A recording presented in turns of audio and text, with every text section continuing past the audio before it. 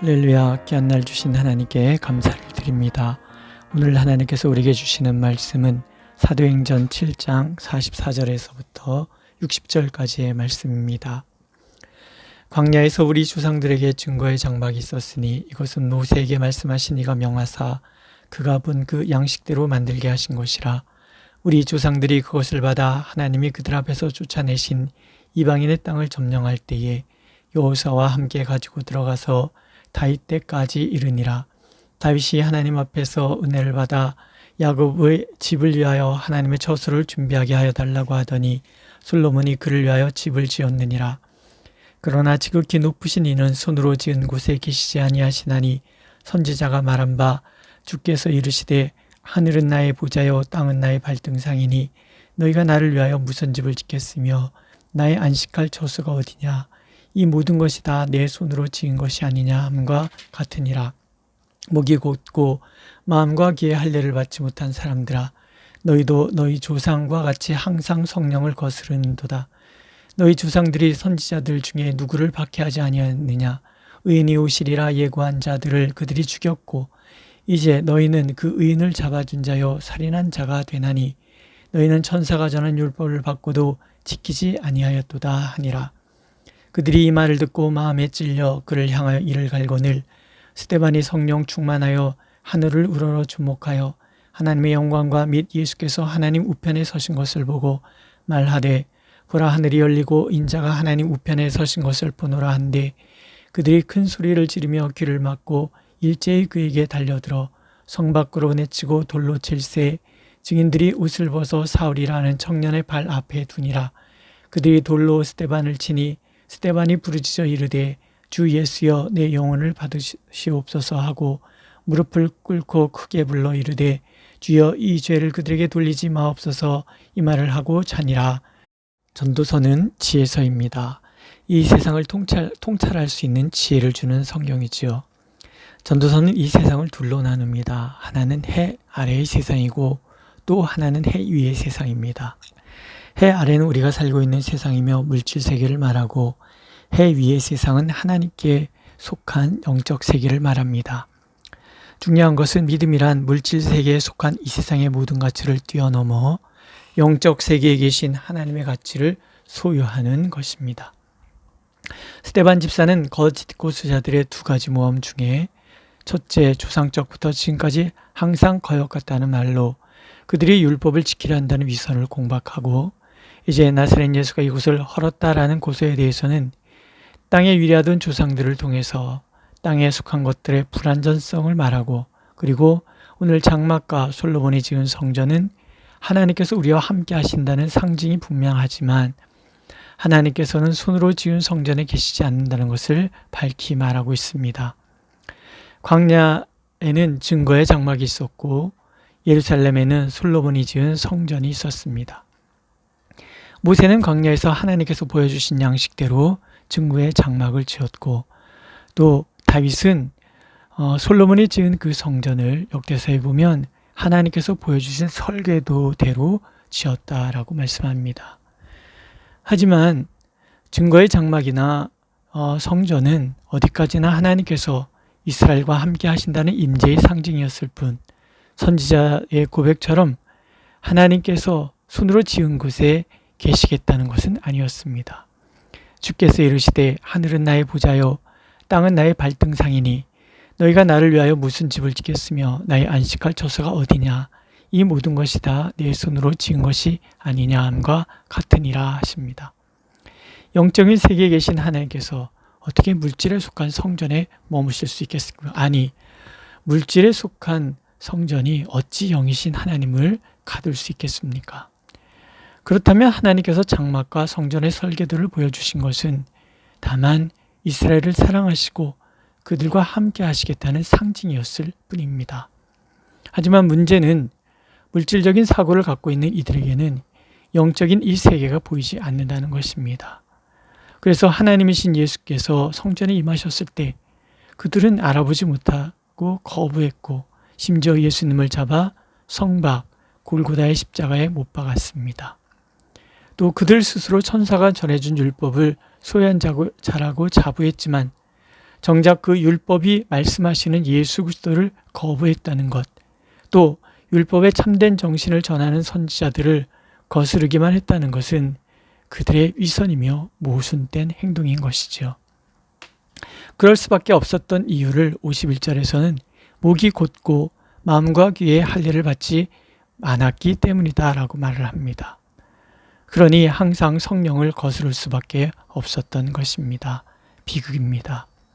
하나님 이것을 통해서 우리의 시선을 이 땅에서 하나님 나라로 영적 세계의 눈이 떠져야 한다는 것을 우리에게 강조하고 계십니다. 첫 번째, 물질에 속한 이 세상의 가치를 뛰어넘어 영적 세계에 속한 하나님을 온전히 바라보라 하십니다. 골로새서는 말씀하시지 않습니까? 땅에 있는 지체를 죽이라. 바울 사도는 이 말을 갈라디아서에서 이렇게 해석합니다. 내가 그리스도와 함께 십자가에 못 박혔나니 그런즉 이제는 내가 사는 것이 아니요 오직 내 안에 그리스도께서 사시는 것이라. 이제 내가 육체 가운데 사는 것은 나를 사랑하사 나를 위하여 자기 자신을 버리신 하나님의 아들을 믿는 믿음 안에서 사는 것이라. 아멘. 땅에 속한 죄악의 가치를 십자가에 못 박아 버리지 않는다면 하늘에 속한 영적인 가치를 알 수도 없고 따를 수도 없는 노릇이지요. 유대인들의 교만과 완고한 마음을 보십시오. 마음에 찔리면 회개해야 할 터인데 그들은 도리어 이를 갑니다. 그들의 교만, 그들의 탐욕, 그들의 불신과 불순종이 그렇게 드러났기 때문입니다. 57절 말씀을 보십시오. 그들이 큰 소리를 지르며 귀를 막고 일제히 스데반에게 달려들어 성 밖으로 스데반을 내쫓다라고 말합니다. 영적 무지 목매의 극치를 보여주고 있습니다. 앞에 2장과 3장에서 말씀에 찔려 회개하고 성령을 받았던 그들과 너무나 대조적인 모습입니다. 하나님께서도 누구든 물질 세계에 속한 것에 집착한다면 기가 막히고 발악하며 소리질러 하나님의 뜻에 거역하게 될 것이라고 이렇게 경고하고 계십니다. 그러므로 우리는 물질 세계의 가치를 뛰어넘어 영적 세계에 속한 하나님을 온전히 바라보도록 기도해야 합니다. 반면에 영에 속한 사람은 하늘을 보지요. 영광의 하나님을 만납니다. 먼저는 눈이 열리기 때문에 그렇습니다. 55절입니다. 성령 충만하여 하늘을 우러러 주목하여 하나님의 영광과 및 예수께서 하나님 우편에 서신 것을 보고 말하되 보라 하늘이 열리고 인자가 하나님 우편에 서신 것을 보노라. 하늘이 열린 거지요. 스데반이 보니 예수께서 일어서셨습니다. 스데반을 돌로 치려는 사나운 무리들의 악행을 막아주시기 위해서가 아닙니다. 성령에 이끌려 하나님을 절대적으로 신뢰하고 그의 말씀에 절대적으로 순종하다가 이제 무지막지한 자들의 돌에 맞아 순교할 스데반을 맞아주시기 위해서입니다. 스데반은 물질 세계의 눈으로 보면 이보다 더 기가 막히고 비극적인 삶은 없습니다. 의로운 사람의 비참한 죽음 앞에서 우리는 하나님의 침묵이 당혹스러울 수밖에 없습니다. 물질 세계에 속한 눈은 회복되고 충만해져야만 복이라고 생각하기 때문입니다. 당연히 핍박은 막아주셔야 하고 질병은 고치셔야 하고 문제가 생기면 속히 해결해 주셔야 하고 막힌 거 없이 늘 형통해야 된다고 그것이 복이라고 생각을 합니다. 하나님께서 선하시면 그리해야 한다고 합니다. 그런데 하나님께서는 늘 우리가 원하는 대로 모든 것을 회복시켜 주시지 않습니다. 어떤 분은 그래서 하나님은 선하시지만 전능하시지는 않다라고 자조하기도 합니다. 하지만 그것은 어디까지나 물질 세계에 속한 시각으로 볼 때만 그렇습니다. 하나님께서는 우리의 눈이 열려서 하나님의 계획을 바라보기를 원하십니다. 우리의 유익을 위해서 때로는 질고 고난, 아픔, 심지어 죽음까지도 사용하시는 하나님을 보라고 하십니다. 그 하나님의 시각을 갖게 될 때 우리는 땅에 속한 문제가 어떻게 결론에 이르든 하등의 문제가 되지 않습니다. 질고 고난, 아픔, 시련, 핍박을 오히려 주님을 향해 눈이 열리는 시간들이라는 것을 알게 되기 때문에 그렇습니다. 심지어 죽음은 내가 주님의 품에서 눈을 뜨는 순간이며 물질 세계의 모든 수고를 마치고 이제 생명과 기쁨의 면류관과 띠를 띠는 순간이라는 것을 알기 때문에 그렇습니다. 스데반은 하늘이 열리면서 이렇게 기도합니다. 주 예수여, 내 영혼을 받으시옵소서. 이것이 부활하신 예수님을 바라보는 신앙입니다. 이것이 영적 세계에 눈을 뜬 사람의 기도인 것이지요. 내 영혼을 주께서 받으신다는 이 놀라운 고백, 오늘도 하나님께서는 이 고백이 우리의 고백이 되고 이 고백이 우리의 신앙의 목표가 되기를 바라고 계십니다. 또한 영적인 눈이 뜨인 사람은 진정한 용서에 이르는 사람이 됩니다. 스데반이 돌을 던지는 그들을 바라보며 간구합니다. 주여, 이 죄를 그들에게 돌리지 마옵소서. 물질 세계에 속한 사람은 내가 손해볼 때 참지 못합니다. 내 생명, 내 명예, 내 소유, 내가 소중하게 여기는 무엇인가가 해를 당할 때 좌절하고 절망하며 해를 끼친 모든 환경과 사람을 향하여 분노합니다. 심판받아야 한다고 생각합니다. 하지만 영적 세계의 눈이 뜨이면 우리는 하나님 안에 담겨있는 선한 열매를 보게 됩니다. 나의 고통조차도 하나님의 손 안에서 예쁘고 영광스러운 열매로 변하는 것을 볼 때 더 이상 땅에 속한 가치로 인해서 유동하지 않을 수 있습니다. 스데반은 그렇게 용서하고 그렇게 잠이 듭니다.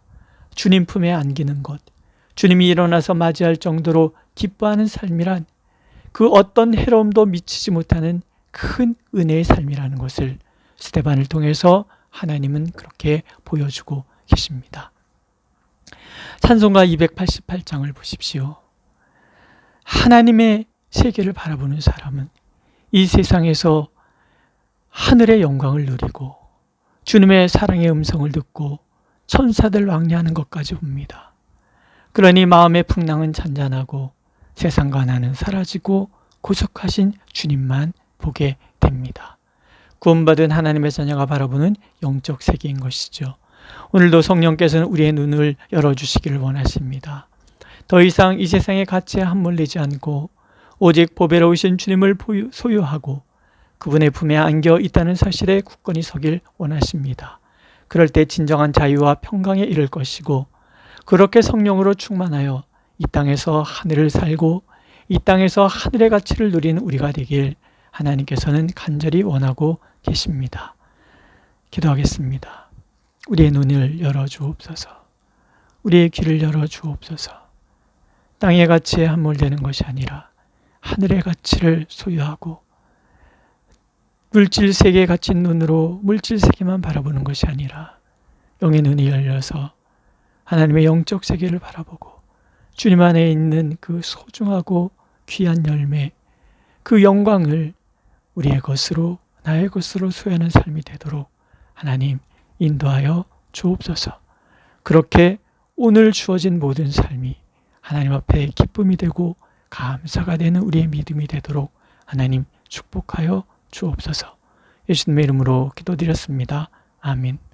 하늘에 계신 우리 아버지, 아버지의 이름을 거룩하게 하시며 아버지의 나라가 오게 하시며 아버지의 뜻이 하늘에서와 같이 땅에서도 이루어지게 하소서.